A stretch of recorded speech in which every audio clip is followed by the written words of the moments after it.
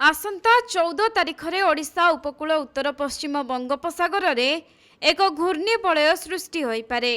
आउ 17 तारिख सुधा यह लघुचाप परिणत हेब, जहा प्रभाव में राज्य में प्रबल वर्षा हेबार संभावना रही।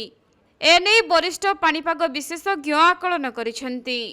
तेबे एही लघुचाप प्रभाव में दक्षिण ओडिशा रे प्रबल वर्षा हो पारे।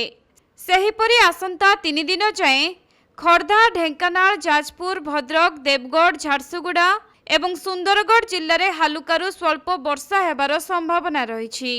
पाणीपाग विभाग पक्षरु मिलिथिबा सूचना अनुसार 12 तारिख पर आरब सागररु पवन बहिब आउ वायुर चाप मध्य क्रमशः कमिब। 14 तारिख में उत्तर पश्चिम बंगोपसागर में घूर्णिबलय सृष्टि हो पारे, जहा परवर्ती समय लघुचापर रूप नहीं 16 रु 19 तारिख पर्यंत वर्षा कराइब।